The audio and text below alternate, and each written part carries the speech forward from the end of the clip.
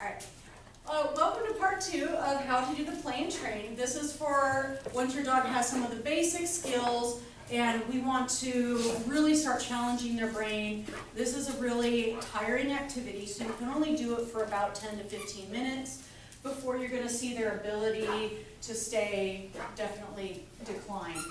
Alright, Spot, here! Sit.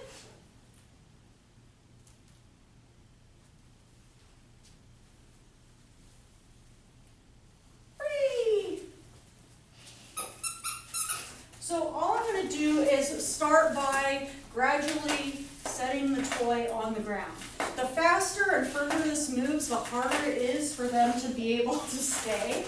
And this is what I was talking about. If you have a dog who likes to destroy, you definitely need to have a couple of these around to swap them out. But yeah, so the whole idea here is that we're working on the self-control. So the first video covered like how to get them just do the basic exercise. Now he already knows sit and stay, so I'm going to get the sit. I'm going to say spot here, stay with a strong hand signal, very clear, and then I'm going to start moving his toy. Good boy. Free. And we want to make sure we say free before we throw the toy. So now that he has that down, we start to make it a little more difficult. This is going to take place over a longer period of time, and I usually kind of imagine a clock around myself.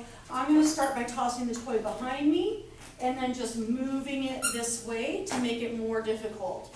The harder it is, the more tired they will get, and the faster they will get tired. Okay, so we have to make sure we're keeping them engaged.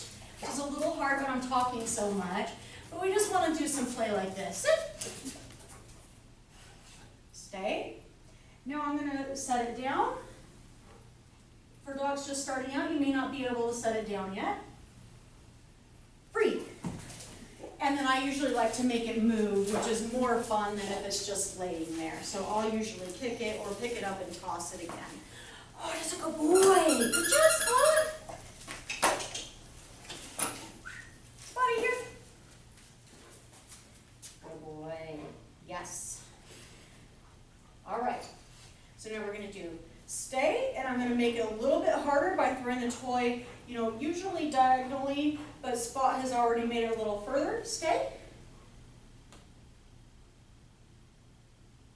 Free. And you notice how all of a sudden he stops panting, he is not making noise, he's not moving around. That's because he's super focused. So to move it on to the next level, and the final level is where we're going to throw the toy over the head. That takes a lot of staying power for them. So when they see the toy go this way, their inclination is to follow it, and their body comes along. I usually start off with the leash.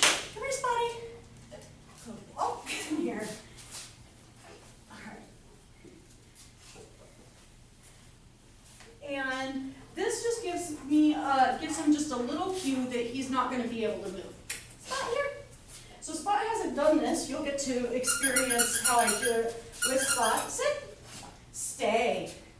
So again, fast and far, it's going to get lost. I'm going to lightly toss it. And I have just a bit of tension here. It's loose, but he can feel it. Free! And for most dogs, that's a really challenging thing to do.